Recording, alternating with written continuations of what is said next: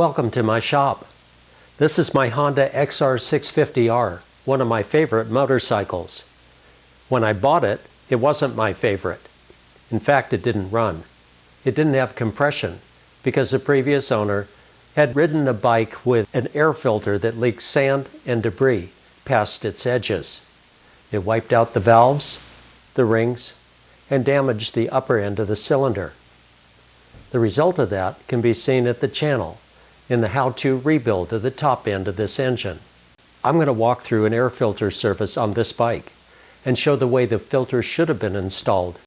This routine service can result in major damage if it's not performed properly. So let's get started. Servicing the air filter always begins with removing the cover. On the XR650R, this is an easier task. The bike was designed for rapid service in races, so the side cover is not an issue. We do have the side saddle bags at the back, which makes it a bit more involved. It has to be slid around that post. First impressions, there's a concern here. We'll have to make sure that the filter was sealing all the way around. Recall that this is the engine that I rebuilt the top end on because dirt had been seeping past the side cover and into the intake stream. The filter does look like it needs service. You can see that, and I'm sure it'll be the case when we wash it out. But the good news is it's sealing completely. You can see that the seal was more than adequate all the way around and inboard of the outside of the filter. That's what you want to see. So we know the engine has been protected. This is the amount of dirt that's accumulated, but it's all on the outside of the filter. So we're in good shape. So what exactly are we looking for here? Of course, we're looking for the seal around the outside of the air filter. And I like the impression that it's making. That's all good. We'll clean the filter. That's due. In addition to that, I use an anti-backfire screen.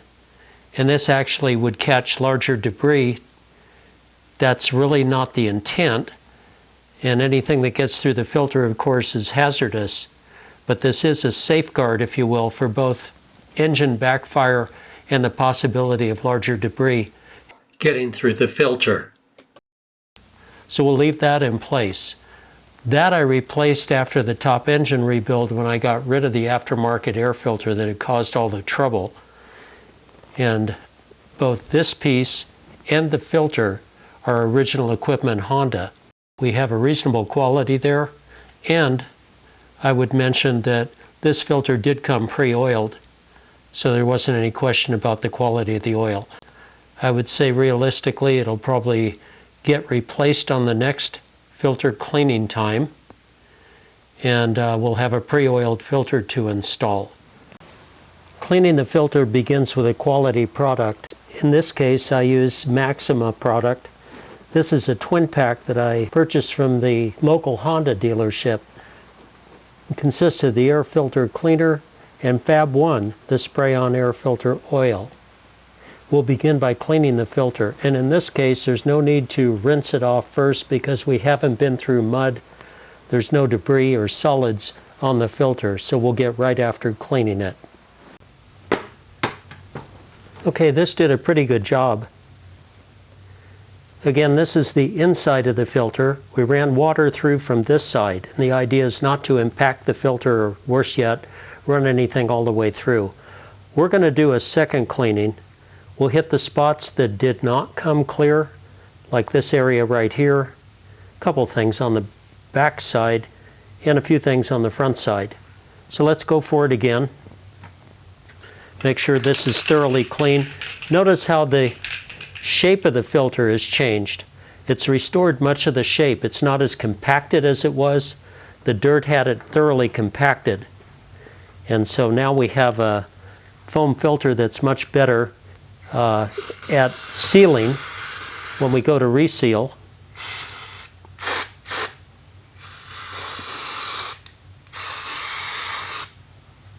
Again, we'll just hit the spots that are obvious here.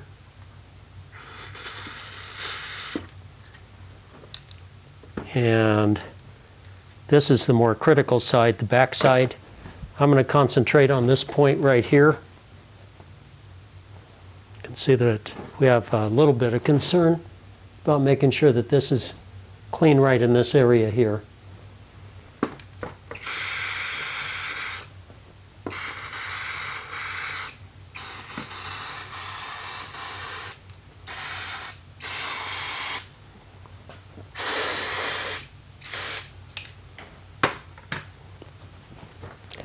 Again, avoid breathing the fumes. Work that in.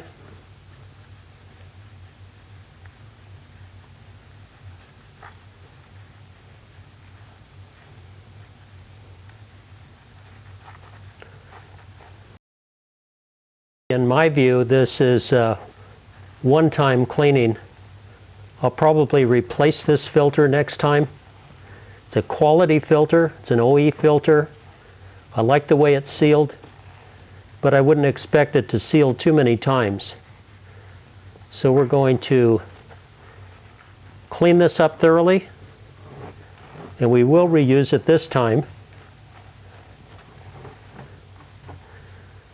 But I believe I'll replace it the next time.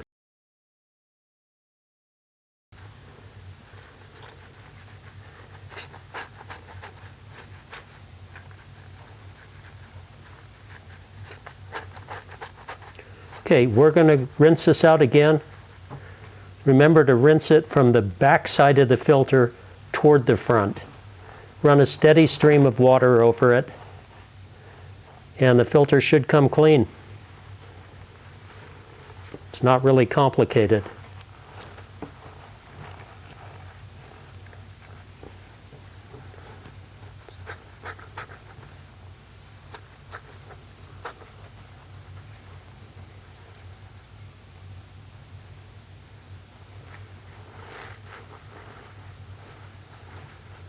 This outer layer is somewhat like a pre-filter, a different texture. In any case, do not damage the filter cleaning it. Use your fingers. Don't wring it out, this style filter in particular, unless the manufacturer says to wring the filter. Just work the cleaner in and rinse it thoroughly.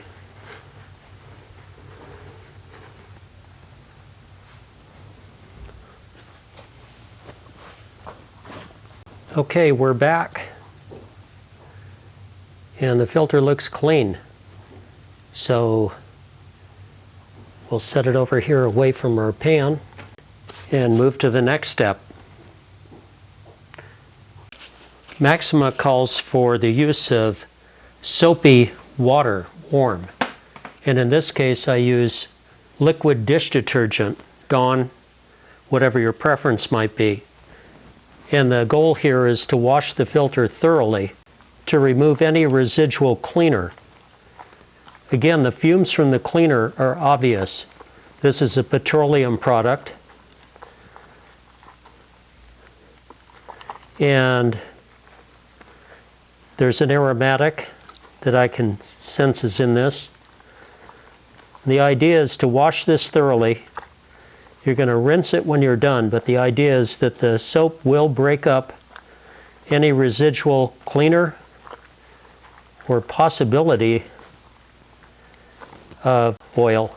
The extra time spent here will give you peace of mind when you're on a trail or a remote area where the filter might be picking up dirt, to know that it's sealed and that you have a good flow of air through the filter at the start. And now we will rinse the filter thoroughly with warm water.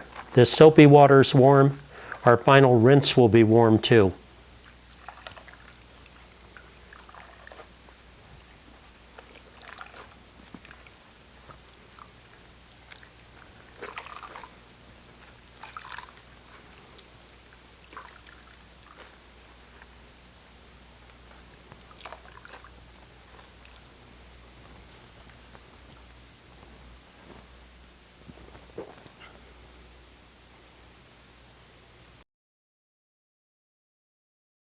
This is the final rinse and clean.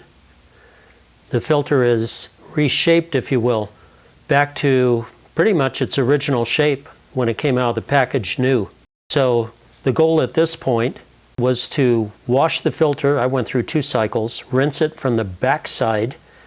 This final rinse was also from the back side after washing it in warm soapy water, and I used warm water for the final rinse as well. It looks good. There's nothing impacted in this filter. Again, even in the areas inside the pre-filter, you can see that it's clean and the seams and attachments are all good. So this filter will work. It's good for another round. It has to dry thoroughly before I oil it. I'll turn the camera off and come back to it, and we'll go from there. While that's drying, I'll take the time to clean the cover and make sure it's also spotlessly clean. There's no reason to put it back together with that debris. And we will wait for everything to dry. So we're back. Side cover is clean, and the filter is ready for oil. You can see a slight impression from the original fitment. This is the back side of the filter where we had our seal around the edge. It's now clean. This is as clean as it's going to get. Again, this is going to be the last time, it's time number 2, that I'll be using this OEM filter. The pre-filter you can see is coarser foam. It's clean now. And the inner foam is fine foam for catching that alkaline silt that's so famous in Nevada. So I'm pretty excited about being able to protect the engine from that. So at this point, let's go ahead and we will use the Fab 1 spray-on air filter oil. We have the option of putting a rim grease around the outer edge. There's a lot of controversy about that. But the maximum spray is very tacky and thick. And we'll just put a double layer around the outside edge of that on the back side. So the goal here is to saturate the filter on both sides, and the coloration of the oil will be very helpful. You'll be able to see exactly where the oil went. Again, we're using Fab 1 from Maxima. It's a very tacky oil. I'm starting on the back side of the filter. The blue color helps, and the goal again is to saturate the filter.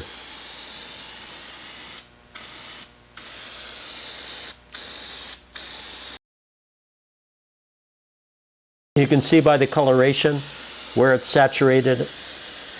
The original filter oil on this OEM Honda filter was actually a much thinner oil, not as tacky as this. So I'm confident that for the type of riding I'm doing at the moment, that this oil will be sufficient and that there will not be a need to put a sealant around the outside. We're not motocross racing in silt. I'm going to shoot down along these edges too. Now I'm going to coat the outside. This is essentially the pre-filter. We're going to work this tacky oil into the filter in a moment. And then again, make sure that it's down the sides of the filter as well. The color is really handy. I can tell exactly where it's being saturated and areas where it's thinner. Let's work it in. And as I work it in, I'm going to squeeze it to the outside edge. This oil is the only mechanism for stopping the dirt. It's like the filter is just a holding agent. And specifically what we're trying to do is make sure that the filter is able to do its job. Keeping this oil in suspension. Don't be shy trying to mix this in. It's essential to get this filter saturated.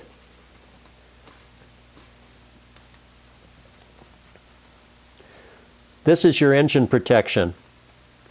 And the extra time spent here will pay off in not having to rebuild the top end of the engine, or in the case of two-stroke engines, having to rebuild the entire engine because dirt ends up in the crankcase and wipes out crankshaft bearings.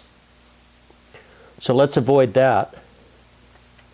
And let's keep in mind that the incentive for all of this was that when I bought this wonderful motorcycle, it had no compression from the previous owner operating the bike in sand and silt in Texas. A leaky air filter enabled that sand and silt to get past the filter and damage the rings, the valves, and the upper cylinder. We're not going down that road again. This engine should last easily 50 or 60,000 miles before the top end needs any attention. And this is how you see to it that it does.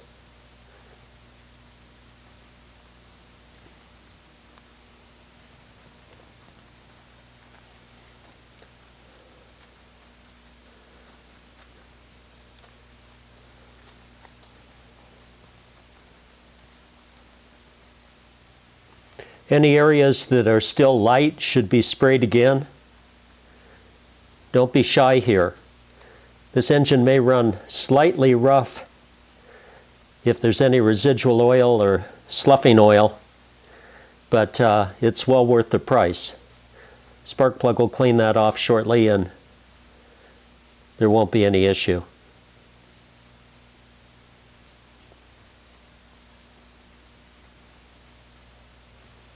There's a lot of controversy about rim grease.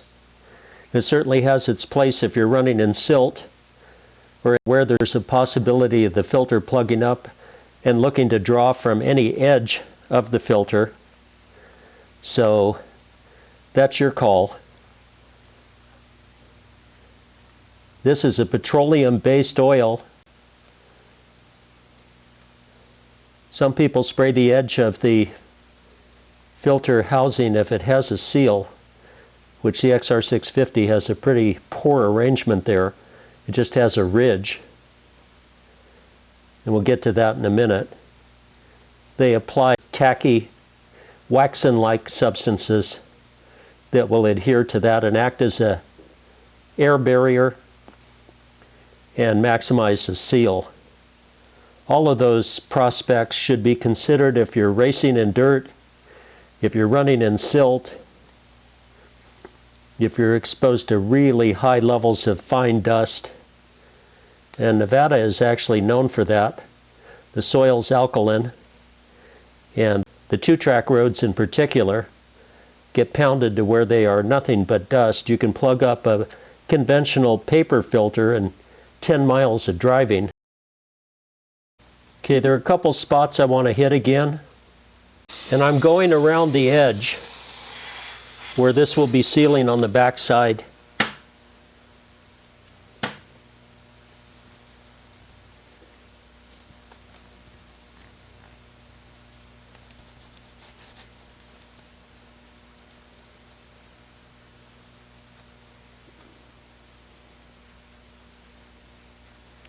Again, think of this oil as the filter matrix.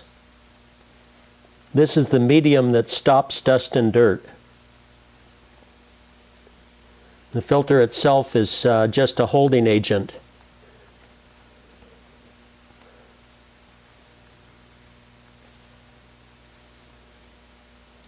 That's as good as it's going to get. You look along the edge here. Make sure it's saturated.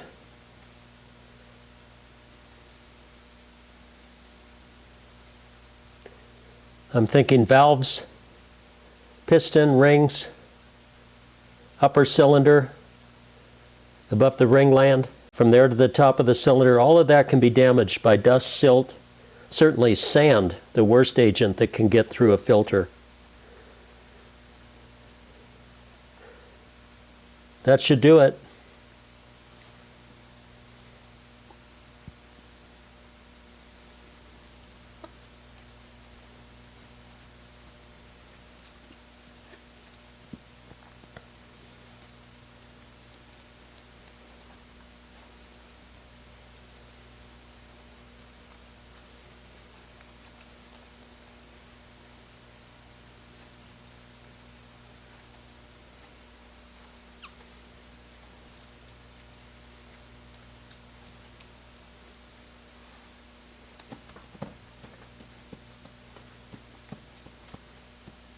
We'll let the filter set for a few minutes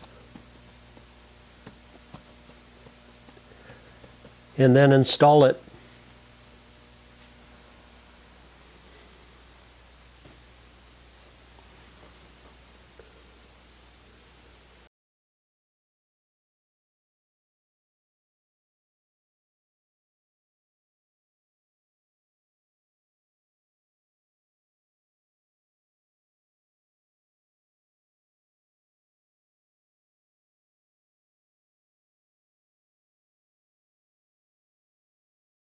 Think of any of these cleaners and oil products as a system.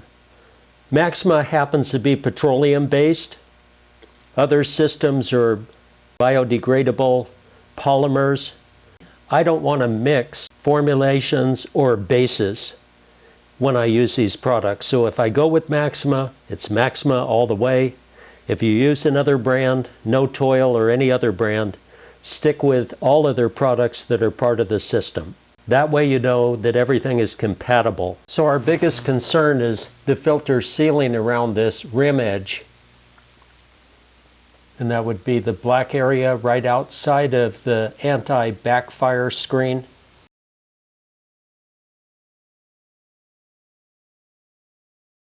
In particular, this area from around here to here is of concern. That would be on the filter, the region from this point to here.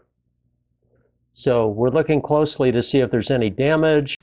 This should be absolutely clean.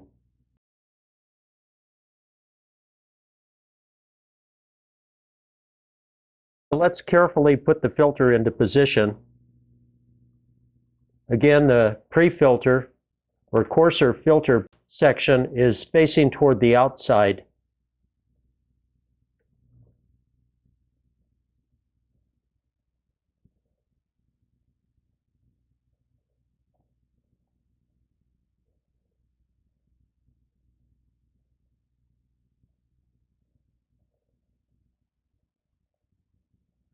This is an original equipment Honda filter. Some of the aftermarket filters actually have this exact shape if they're just a foam filter and don't have a framework. There are filters that have a plastic edge that fits against that ridge. So if you're concerned about the filter fit, look at it from the edge to edge.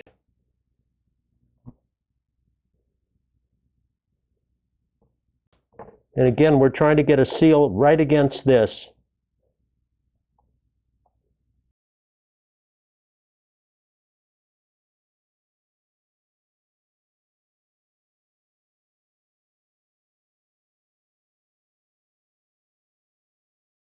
With this style filter, you really want to be clear that it's setting squarely inside. You can roll this edge back slightly and examine it around the full outside edge of the filter to make sure that the filter is still square and not folded under.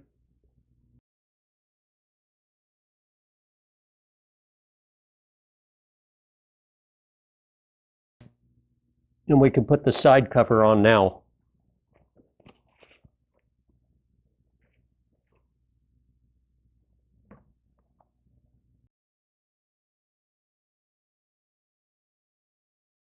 When you put the side cover in place, hold it away from the filter so that the filter doesn't get rolled up off of that edge.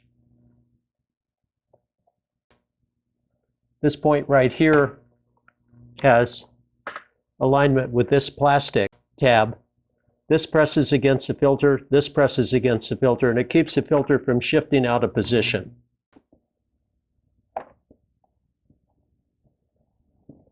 Okay, if necessary, look underneath the cover to make sure that the cover is standing off from the filter. When the cover goes into position, you want it to go flatly against the filter.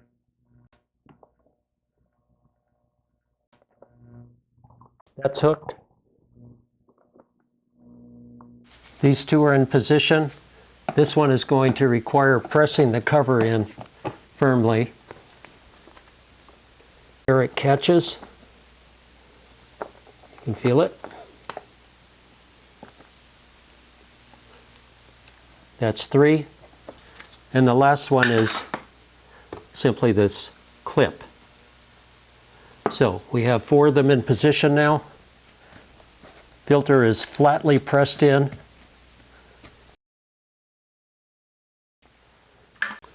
We're ready to ride.